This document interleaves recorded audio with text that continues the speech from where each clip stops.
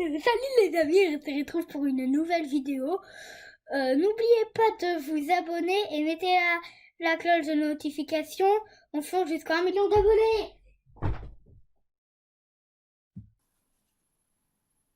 Bonjour, le chapitre d'aujourd'hui, la relativité restreinte. L'objectif de ce chapitre assez court est de vous faire découvrir un petit peu la relativité restreinte, d'en avoir une approche simple. Vous allez voir que mathématiquement, il n'y a pas de grande difficulté. Par contre, conceptuellement, ça va être plus compliqué et vous aurez peut-être un peu de mal à accepter ce que je vais vous dire dans ce chapitre-là. Et pourtant, il faudra bien l'accepter. Nous allons tout d'abord commencer avec quelque chose de très simple. Alors on part avec de la mécanique classique, celle de Newton, là, qui n'arrive pas à éviter ses pommes. Nous allons nous imaginer dans un train et nous allons lancer une balle verticalement vers le plafond et on a quelqu'un qui nous filme, qui est dans le train avec nous, qui nous filme pendant qu'on fait ça. Donc on lance la balle, en chronométrant ce qui se passe. Alors là j'exagère grandement pour qu'on ait le temps de voir ce qui se passe, disons que ça prend 2,6 secondes pour faire l'aller-retour. Maintenant, on change de point de vue, on change de référentiel, c'est-à-dire qu'on va filmer le mouvement depuis une caméra qui est placée à l'extérieur du train. Donc là, nous sommes à côté de la vache qui regarde passer le train, et la balle, elle est toujours lancée dans le train, et vue d'extérieur, elle va avoir un mouvement différent, parce qu'elle aura un mouvement composé de son mouvement de haut en bas, plus le mouvement vers la droite du train. Donc ce qu'on va voir, ce sera un mouvement comme ça. Donc deux points de vue différents. Dans les deux cas, il faut exactement la même durée pour que la balle fasse son trajet. Seulement, elle n'aura pas parcouru la même distance. La distance qu'elle aura parcourue dans le deuxième cas sera beaucoup plus grande, puisqu'elle s'est déplacée avec le train. Si j'appelle L la distance dans le premier cas et L' la distance dans le deuxième cas qui est plus grande que L, je peux exprimer la vitesse en fonction de la distance et du temps du mouvement, les 2,6 secondes. La vitesse c'est 2L sur t, la distance sur le temps, on a parcouru un aller-retour, donc 2L, et dans le référentiel à l'extérieur du train, elle a une nouvelle vitesse, 2L' sur t, la distance L' étant plus grande que la distance de L, sa vitesse est plus grande. Rien de bien compliqué. Si ma petite locomotive à vapeur là, elle fonce à 300 km/h, ces 300 km/h, je vais les retrouver dans la vitesse de la balle. Elle va aller beaucoup plus vite. Donc jusqu'ici, très simple. On passe maintenant à une expérience qu'ont fait Michelson et Morley en fin du 19e siècle.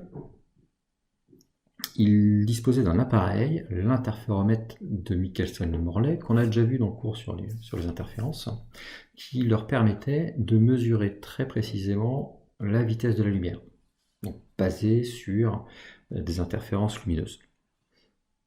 Et étant capables de mesurer très précisément la vitesse de la lumière, ils ont voulu faire la même expérience que la balle avec le train en remplaçant la balle par de la lumière. Alors si vous faites l'expérience dans un train et que vous regardez le trajet de la lumière pour aller jusqu'au plafond et revenir, la lumière ça va trop vite, ça se dépasse trop vite, la vitesse du train est trop faible par rapport à la vitesse de la lumière, donc c'est logique qu'on voit absolument aucune différence entre les deux points de vue, je suis dans le train ou je suis à l'extérieur du train. Donc pour ce faire, ils ont utilisé un objet qui allait beaucoup plus vite que le train. Un objet qui va beaucoup plus vite que le train, c'est la Terre qui tourne autour du Soleil, donc à une très grande vitesse si je me place dans le référentiel héliocentrique.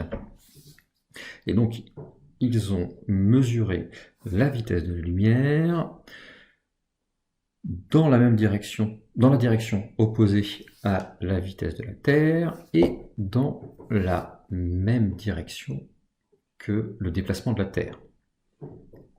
Donc en pensant qu'il y aurait composition des vitesses et que si, quand la Terre se déplace vers la gauche, si j'envoie un rayon de lumière qui se déplace vers la gauche, sa vitesse ce sera la vitesse de la lumière plus la vitesse de la Terre, et que pour le rayon qui se déplace vers la droite, sa vitesse ce sera la vitesse de la lumière moins la vitesse de la Terre. Donc la vitesse vers la gauche doit être plus grande. L'idée derrière ça, c'était de vérifier une théorie de l'époque selon laquelle on ne pouvait pas imaginer que les ondes électromagnétiques dans la lumière pouvaient se propager dans le vide, et que donc le vide ne pouvait pas exister, et qu'à la place du vide, il devait y avoir quelque chose qu'on appelait l'éther, et que la lumière se propageait grâce à l'éther. Un petit rappel du principe de fonctionnement de l'interféromètre de Michelson. On a à gauche une source de lumière, qui va mettre, alors ici c'est un laser, qui émet un faisceau de lumière, qui est séparé en deux par un miroir semi-argenté, une partie qui monte vers le haut pour rebondir sur un miroir, et qui ensuite retraverse le miroir semi-argenté pour arriver tout en bas sur un détecteur. Deuxième partie du faisceau qui, elle, continue tout droit et va frapper un miroir qui est placé à droite, et au retour va frapper le miroir semi-argenté et va retrouver le détecteur comme le premier faisceau. Du coup, on a le même faisceau de lumière qui est séparé en deux, qui suit deux chemins différents et qui va interférer au niveau du détecteur. Et si il n'y a pas exactement la même distance entre les deux miroirs, il y aura un décalage, et on n'aura pas forcément, et on aura des interférences qui pourraient être soit constructives, soit destructives, et la figure d'interférence qu'on observe, c'est des cercles comme ce que vous avez en bas. La différence ici, c'est que la distance entre les deux miroirs est la même, mais comme l'ensemble se déplace, les deux faisceaux ne vont pas aller à la même vitesse relative par rapport à l'interféromètre, et du coup celui qui était en vert, vous voyez, arrive après celui qui est en rouge. Et donc on doit voir les interférences dues à la composition des vitesses, dues à cette différence de vitesse. Donc on devrait voir des différences de vitesse de la lumière. Mais contrairement à ce qu'ils attendaient, ils mesurent toujours la même valeur de la vitesse de la lumière. Pas de différence entre la vitesse sur le trajet rouge et sur le trajet vert. Et pourtant l'appareil est largement assez précis pour être capable de voir la différence de vitesse due à la vitesse de la Terre. Arrive quelqu'un qui veut leur expliquer pourquoi leur théorie ne fonctionne pas, Einstein, avec la relativité restreinte, qui leur dit, écoutez, puisque vous voyez que la vitesse de la lumière est la même dans toutes vos expériences, c'est que la vitesse de la lumière, c'est une constante qui ne va pas dépendre du référentiel. Quel que soit l'endroit d'où je regarde le déplacement de la lumière, elle aura la même vitesse que vous connaissez, qui est d'à peu près 300 000 km par seconde. Donc c'est assez simple à dire. La vitesse de la lumière est une constante. Vous l'avez souvent entendu ça, mais la vitesse de la lumière est une constante qui ne dépend pas du référentiel. Là, ça change énormément de choses. Je reprends mon expérience dans le train et je remplace la balle avec un faisceau de lumière. Donc j'envoie un faisceau de lumière au plafond qui va se réfléchir sur un miroir et je mesure le temps pour que ça fasse aller-retour. Donc je pris la même valeur, j'exagère grandement les durées, 2,6 secondes. Je change de référentiel et je fais le même mouvement vu de l'extérieur. Donc cette fois-ci, la distance à parcourir est plus longue. Vous voyez que j'ai pour le même mouvement, l'horloge n'indique pas la même durée sur le mouvement de gauche et le mouvement de droite. On va l'expliquer ça. Et je dessine les trajets que j'ai parcourus. L à gauche, enfin 2L à gauche, 2L' à droite, L' étant plus grand que L. Si j'écris comme j'avais fait tout à l'heure, la vitesse de la lumière égale la distance qu'elle parcourt, donc à gauche, 2L sur le temps pour faire ça T, et que j'écris la même chose que ce que j'avais écrit tout à l'heure, la vitesse de la lumière, c'est la distance qu'elle parcourt 2L' ici, qui est plus grand que 2L, divisé par le temps pour parcourir cette distance, ça me fait une vitesse plus grande pour la lumière. Or, on a mesuré que ce n'était pas possible. Donc ça veut dire que il y a quelque chose qui est faux là-dedans, Et il faut qu'on prenne comme point de départ dans le calcul la vitesse de lumière c est une constante. Donc la formule, c'est pas comme ça qu'il faut que je l'utilise. Il faut que je dise, regardez à gauche, le temps égale la distance sur la vitesse. J'ai juste inversé, échangé temps et vitesse. Et cette fois-ci, la vitesse de la lumière est constante. Ce qui me donne à droite, si j'échange le temps et la vitesse de la lumière, le temps est égal à 2L' sur C. Là-dedans, 2L' est plus grand que 2L. C a toujours la même valeur. Ça fait du coup que T' est plus grand que T. Donc c'est ce que j'ai écrit. En haut, les 3,2 secondes, c'est parce que la vitesse de lumière étant constante, le temps pour faire ce trajet-là est forcément plus long, puisque le trajet est plus long. Et finalement, je viens de dire que le temps ne s'écoulait pas de la même façon, suivant que j'étais dans le train ou que j'étais à l'extérieur du train. Le temps va s'écouler plus lentement à l'extérieur du train, qui est en mouvement, et le temps s'écoule plus vite dans le train, où on ne voit pas qu'on est en mouvement. Ce qu'il faudra que vous reteniez de tout ça, c'est que si vous regardez le trajet, le mouvement de la lumière qui fait un aller-retour entre le plafond et le sol, si vous regardez le temps de cet aller-retour dans un référentiel immobile par rapport à vous, c'est-à-dire que vous êtes dans le train, vous avez une certaine durée, et que si vous changez de référentiel et que vous regardez le même mouvement dans un référentiel qui se déroule dans un référentiel qui n'est pas immobile par rapport à vous, alors la vitesse de la lumière étant toujours constante, la distance qu'elle parcourt étant plus longue, le temps dans ce référentiel extérieur au train s'écoule plus lentement. C'est ce qu'on appelle la dilatation des durées. Donc ça, c'est une première approche de la relativité qui s'appelle la relativité restreinte, qui en fait n'est valable que dans les référentiels qui sont en mouvement rectiligne uniforme les uns par rapport aux autres. Einstein a par la suite proposé une autre théorie, plus générale, valable dans tous les cas de figure et qui n'a absolument rien à voir avec la théorie de la relativité restreinte, la théorie de la relativité générale. Dans la théorie de la relativité générale, les masses ont la propriété de déformer l'espace-temps, donc de déformer à la fois l'espace et le temps. Le premier effet déformer l'espace, il a pu être observé expérimentalement, donc ce qui a validé cette théorie de la relativité générale, car on était capable d'observer une étoile qui était normalement cachée par le Soleil. Donc la position réelle de l'étoile, c'était cachée derrière le Soleil, c'est celle qui est au bout du trajet jaune de la lumière.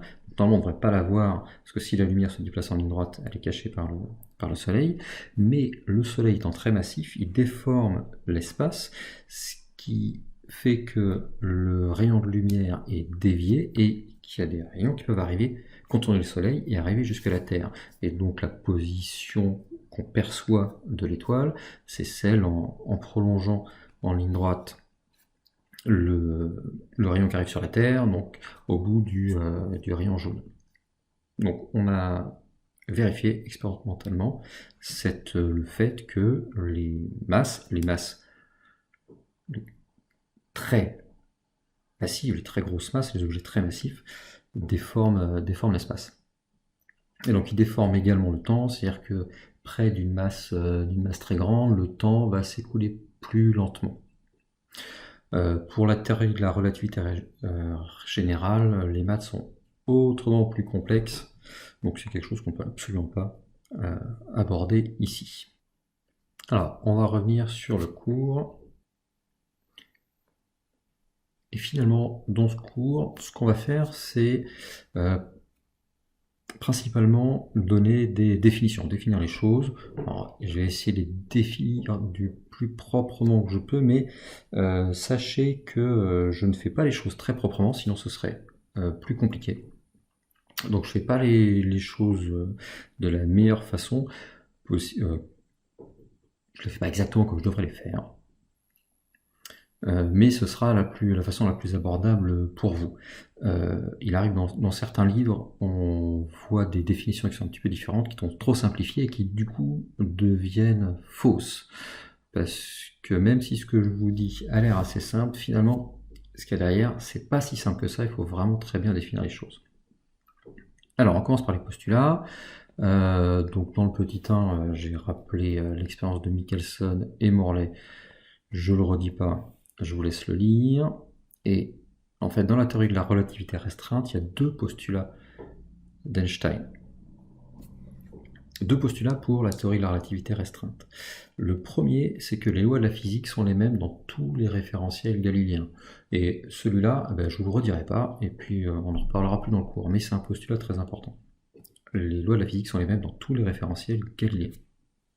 Deuxième postulat, celui dont je vous ai parlé précédemment, la vitesse de la lumière est une vitesse limite qui est la même dans tous les référentiels galiléens. Et la notion de référentiel galiléen est importante. Ça veut dire que ce sont des référentiels qui sont en mouvement de translation rectiligne uniforme par rapport à un référentiel galiléen de base.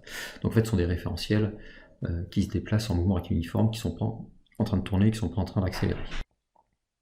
On va ensuite passer aux définitions dont on va avoir besoin.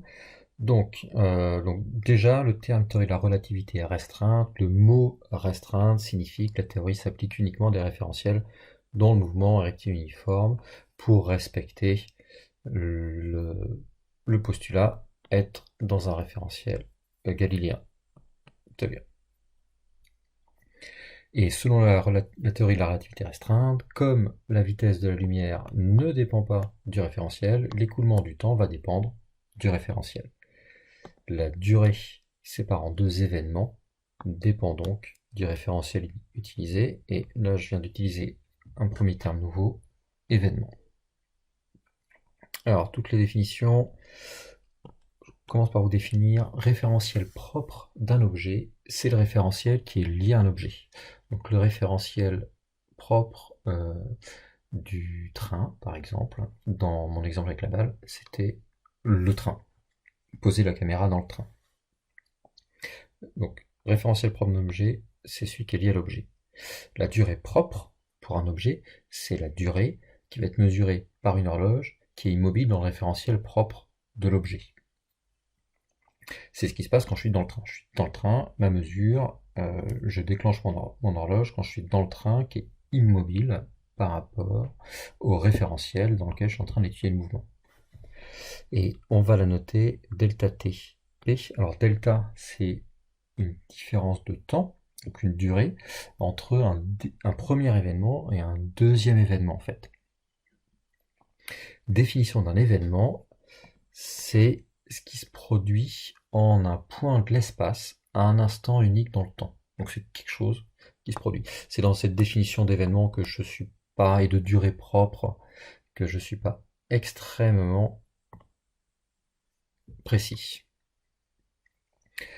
Ensuite, une durée mesurée, c'est la durée qui est mesurée par une horloge entre deux événements qui vont se produire en des lieux différents. Donc c'est une façon de dire une durée que je mesure dans un référentiel à partir duquel je vois un autre référentiel qui est en mouvement. On va voir ce que ça donne dans l'exemple que j'ai mis à droite, là, ici. On va considérer A, le moment, l'endroit, l'événement, en fait, où la personne dans le vaisseau s'endort, et puis B, le moment où il se réveille. A, donc ça c'est un événement s'endort, et en B, c'est l'événement se réveille. Si je mesure la durée de cette sieste sur une horloge qui est dans le vaisseau, l'horloge est fixe par rapport au référentiel du vaisseau, donc dans les deux événements A et B, si je suis dans le vaisseau, ils se produisent au même endroit, dans le vaisseau, dans le lit. Et la durée mesurée par l'horloge qui est dans le vaisseau, c'est une durée propre, et la durée propre mesurée, la durée propre, pardon, c'est 5 minutes. Maintenant, si je suis sur Terre et que je regarde le vaisseau qui passe, l'endroit A où il s'est endormi est différent de l'endroit B où il s'est réveillé. Donc c'est une durée mesurée,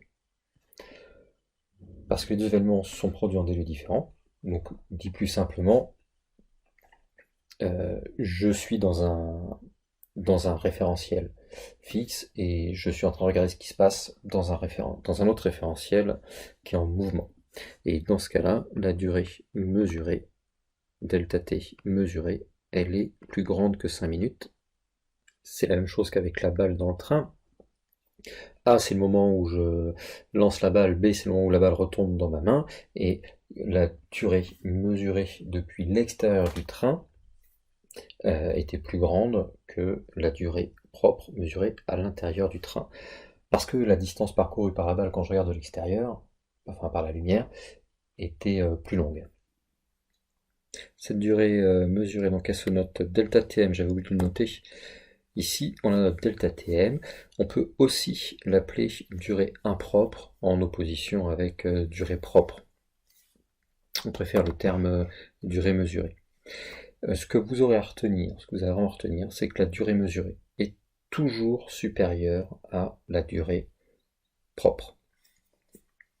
Prenez le cas rappelez-vous le cas du train et de la lumière dans le train, refaites-vous la petite situation à chaque fois, et la durée mesurée quand je suis à l'extérieur, donc, sera plus longue que la durée propre, puisque en allant à la même vitesse, je vois la lumière qui parcourt un chemin plus long. Alors peut-être que vous êtes en train de vous dire, qu'est-ce qu'on est en train de me raconter? Suivant que je suis dans un avion ou sur Terre, le temps s'écoule pas de la même façon, donc je ne vais pas vieillir pareil, suivant que je suis dans un avion et ou que je suis sur Terre. C'est un truc que j'ai jamais vu. Eh ben, si, c'est le cas. Seulement, cet effet n'est facilement mesurable, ne devient euh, visible que pour les très grandes vitesses. Donc, dans le cas d'un avion, l'effet est réel, mais il est extrêmement faible.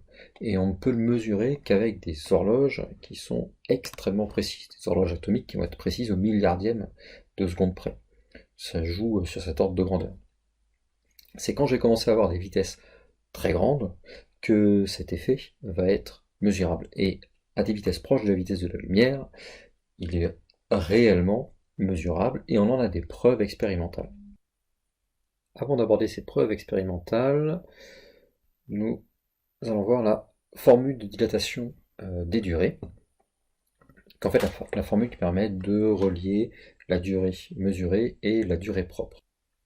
On considère R et RP deux référentiels galiléens, donc galiléen c'est important. S'ils ne sont pas galiléens, ça ne marche plus. En mouvement de translation l'un par rapport à l'autre à la vitesse V, donc V, la vitesse de translation des référentiels galiléens l'un par rapport à l'autre. Donc la vitesse du vaisseau par exemple. La durée mesurée d'un phénomène, mesurée dans le référentiel R, donc la durée delta Tm, et la durée propre de ce phénomène, mesurée dans le référentiel propre qu'on appelle RP, sont liés par la relation delta Tm égale quelque chose fois delta Tp, gamma fois delta Tp. Et gamma, c'est le coefficient de dilatation des durées. C'est quelque chose qui n'a pas d'unité, puisque delta Tm et delta Tp ont la même unité. Et le coefficient de dilatation des durées est lié à V, la vitesse du référentiel propre par rapport au référentiel R, donc la vitesse par exemple du vaisseau par rapport à la Terre, à C, la vitesse, la constante, qui est la vitesse de la lumière dans le vide, les 3,0010 puissance 8 mètres par seconde, et le lien, c'est que gamma égale 1 sur racine de 1 moins V2 sur C2. Si je regarde les unités, j'ai du V carré sur C carré, donc c'est la même chose, ça c'est sans unité. 1 moins quelque chose qui est sans unité, c'est sans unité, donc mon gamma, il est sans unité. Alors, je notais ensuite que comme gamma est supérieur à 1, la durée mesurée est toujours supérieure à la durée propre. C'est ce que j'avais dit de retenir, hein, la durée mesurée quand je suis à l'extérieur à l'extérieur du référentiel propre et que je vois quelque chose qui se déplace, du coup, je mesure une durée qui est toujours supérieure à la durée propre. On va le vérifier avec la relation. Alors V carré sur C carré, c'est quelque chose qui est positif. Donc si je fais 1 moins quelque chose qui est positif, V carré sur C carré, c'est forcément plus petit que 1, puisque j'ai retiré quelque chose à 1. Donc si je prends la racine carrée de ça, c'est plus petit que racine carrée de 1. Et si je fais l'inverse, quand je fais l'inverse, j'inverse le sens de l'inégalité, puisque la fonction 1 sur x est décroissante. Donc si je divise par quelque chose qui est petit que 1, j'obtiens quelque chose qui est plus grand que 1. Donc d'après cette formule-là est cohérente avec le fait que ΔTM est toujours supérieur à ΔP. Il y a autre chose dans la formule qu'on n'a pas vérifié, il y a une racine carrée de 1 moins quelque chose. Il ne faudrait pas que ce qu'il y a sous la racine carrée puisse être négatif, ça ne marcherait pas. On va regarder s'il est possible que ce soit négatif. Est-ce qu'il est possible que V carré sur C carré soit plus grand que 1? V carré sur C carré plus grand que 1, ça voudrait dire que V est plus grand que C. Or, il n'est pas possible que V soit plus grand que C, parce qu'on a mis comme postulat que C était une vitesse limite, et que rien ne pouvait dépasser cette vitesse-là. Donc on va l'écrire en raisonnant dans l'autre sens. Je pars du fait que V est inférieur à C, car C est une vitesse limite, alors strictement inférieure, parce qu'il est impossible qu'un objet qui a une masse se déplace à une vitesse égale à la vitesse de la lumière. Si je passe au carré, ça ne change pas le sens de l'inégalité. Ensuite, si je divise par C carré des deux côtés qui est positif, ça ne change pas le sens de l'inégalité, ça fait V carré sur C carré plus petit que 1. Quand je prends, si je multiplie par moins 1, ça fait moins C carré sur V carré. J'ai multiplié par une fonction décroissante. Moins, ça change le sens de mon inégalité. Donc ça fait que V carré sur C carré est strictement plus grand que 1. Donc si je rajoute 1 des deux côtés, je fais plus 1 des deux côtés, ça fait moins 1 plus 1, ça fait positif. Donc cette formule est toujours valable, il n'y a pas de problème avec la racine carrée.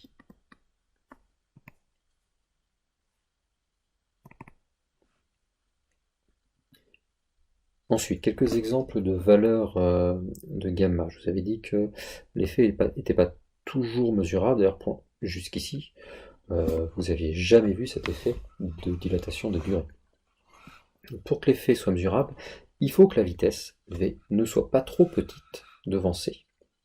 Je fais un premier calcul, premier exemple, dans le cas où la vitesse V est très inférieure à C et où la dilatation du temps ne va pas être sensible.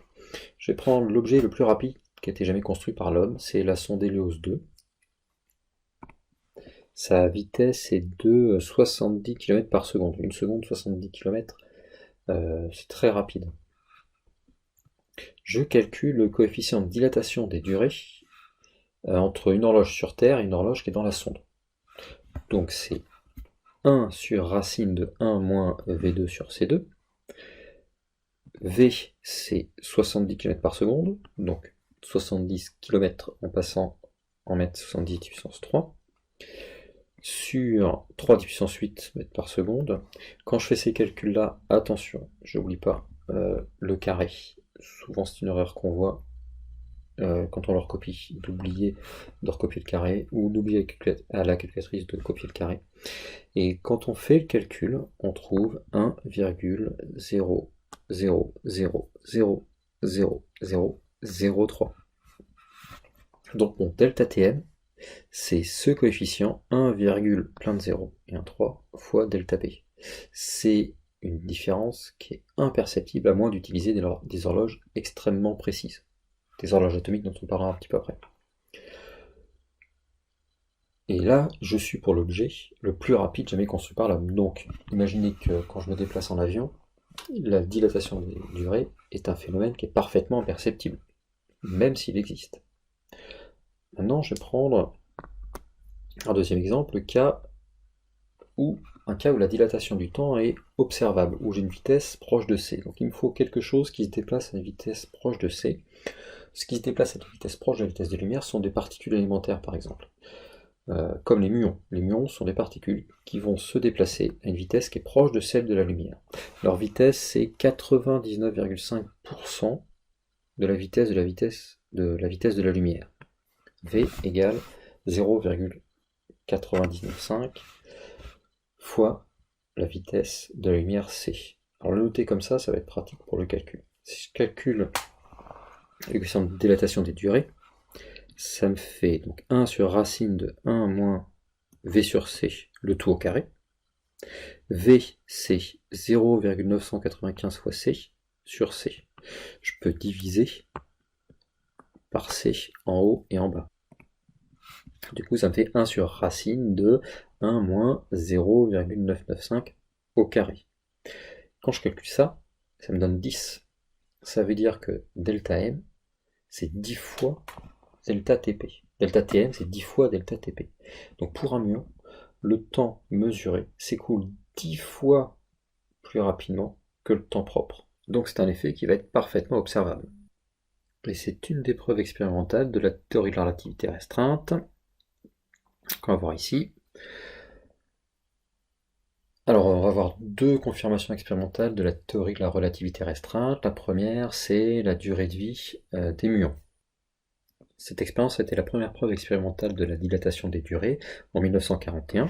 Alors elle consiste à compter des particules, les muons, qui au sommet d'une montagne et au niveau de la mer.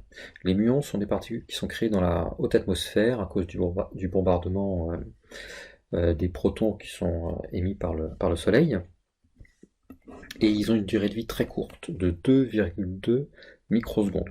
Ils ne restent pas en vie très longtemps. Donc on a vu qu'ils se déplaçaient très vite, 99,5% de la vitesse de la lumière. Mais à cette vitesse-là, pour parcourir la distance qui sépare le sommet de la montagne au niveau de la mer, il faut quand même 6,4 microsecondes. Donc comme 6,4 microsecondes c'est bien plus grand que la durée de vie des muons de 2,2 microsecondes, normalement on ne devrait quasiment pas en détecter à la surface de la mer. Mais en pratique, on en détecte par heure 560 au sommet de la montagne et 410 au niveau de la mer. C'est-à-dire qu'on en détecte beaucoup au niveau de la mer. Il n'y en a pas beaucoup qui sont désintégrés entre les deux. Et le fait qu'on en détecte au niveau de la mer, c'est une preuve de la dilatation des durées. Le raisonnement est le suivant. Dans le référentiel terrestre, qui est un référentiel immobile, donc un référentiel dans lequel on va avoir une durée mesurée, donc dans ce référentiel, la durée pour le trajet, c'est, on a dit, 6,4 microsecondes. Dans le référentiel propre des muons, donc dans le référentiel qui est lié à un muon, la durée pour le trajet, c'est delta P, et on a vu juste avant que comme le facteur de dilatation des durées était 10, ce delta P était 10 fois plus petit que delta M. Ce delta P, c'est delta M sur gamma sur 10. Donc 6,4 microsecondes sur 10, donc 0,64 microsecondes. 0,64 microsecondes, c'est plus grand que les 2,2 microsecondes de durée de vie des muons. Donc il est normal qu'on en détecte à la surface de la mer, puisque pour eux, le trajet n'a pas duré 6,4 microsecondes, mais 0,64 microsecondes, ce qui est plus petit que leur durée de vie. Donc il y en a un nombre peu important qui sont désintégrés. Autre preuve expérimentale de cette dilatation des durées, c'est en utilisant une horloge atomique. À partir de 1971, on a pu embarquer des horloges atomiques dans des avions, donc ce sont des horloges qui ont une très très grande précision, qui permettent de mesurer les différences de durée au milliardième de seconde près. Et on a vu qu'une horloge qui était embarquée dans un avion prend bien du retard par rapport à une horloge qui est restée sur Terre. Donc c'est effectivement dans un avion, le temps s'écoule différemment de sur Terre. Et c'est un phénomène qui est à prendre en compte dans la vie courante. Dès que vous utilisez un GPS, la mesure du temps dans ces systèmes doit être très précise, extrêmement précise, et il faut prendre en compte la dilatation des durées. Parce que le fonctionnement d'un GPS, c'est de mesurer la distance entre vous et différents satellites en mesurant le temps que met une onde électromagnétique à aller d'un de ces satellites jusqu'à vous. Et comme c'est une onde qui se déplace à la vitesse de la lumière, la distance à parcourir n'est pas gigantesque, la durée pour parcourir cette distance est très faible, et il faut être extrêmement précis. Je vais vous dire quelques mots maintenant sur quelque chose dont vous avez peut-être déjà entendu parler, qui s'appelle le paradoxe des jumeaux de Langevin, et qui est lié à un vieillissement différent entre deux jumeaux dont l'un serait dans un vaisseau et l'autre sur Terre. Donc ce que je viens de vous dire, c'est que si j'embarque une horloge atomique dans un avion, le temps pour elle s'écoulera différemment du temps pour quelqu'un qui est sur Terre. Il y a un décalage et elle indiquera un chiffre qui est plus petit que l'horloge qui est sur Terre. L'horloge sur Terre, elle mesure une durée mesurée et dans l'avion, c'est une durée propre. Donc ça veut dire que si vous avez deux jumeaux dont un va dans un avion et l'autre qui reste sur Terre, le temps se sera écoulé différemment pour celui qui était dans l'avion, et donc il aura moins vieilli que celui qui est resté sur Terre. Dans notre cas, donc c'est effectivement le cas, mais je peux passer ma vie entière dans un avion, ça ne changera pas grand-chose à mon espérance de vie, parce que la différence de vieillissement, elle va se compter en millionièmes de seconde. Donc c'est quelque chose qui n'aura pas d'effet visible. Mais imaginons deux jumeaux dont l'un embarque sur un vaisseau qui lui se déplace à très très grande vitesse, à une vitesse proche de la vitesse de la lumière.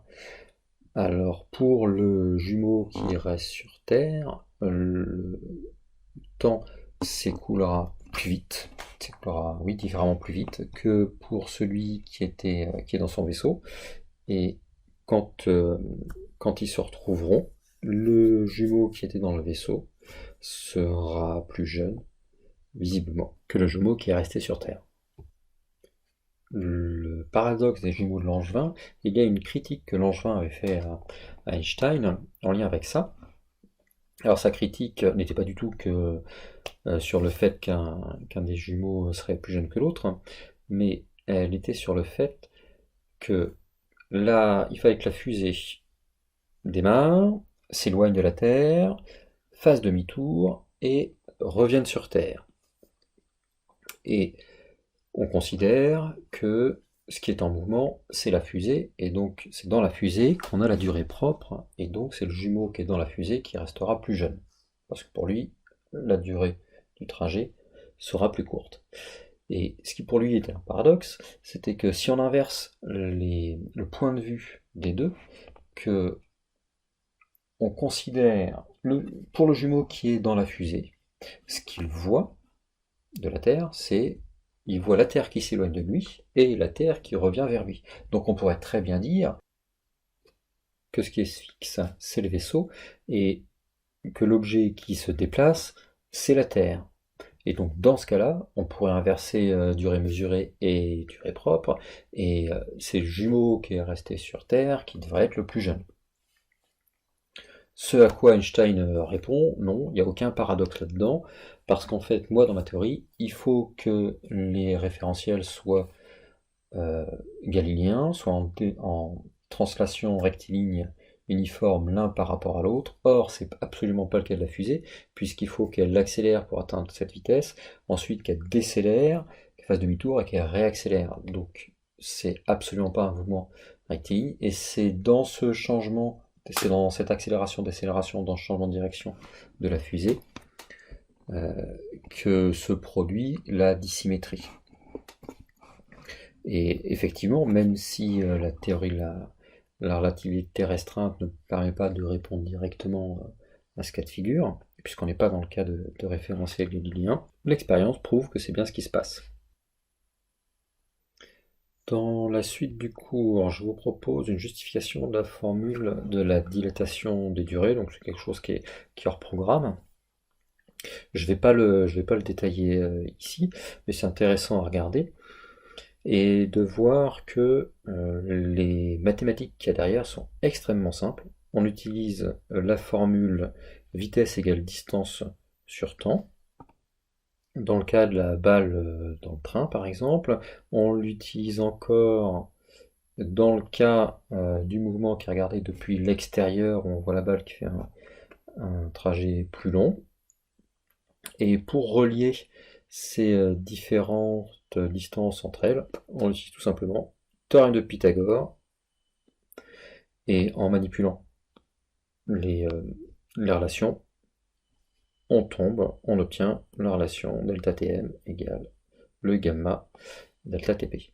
Donc mathématiquement, très simple. La difficulté, elle est plutôt conceptuelle, comme je vous l'avais dit au départ. C'est la fin du cours. Il reste à faire les exercices, 2 pages d'exercices qui sont plutôt rapides à faire, et vous trouverez la correction des exercices à la fin du document.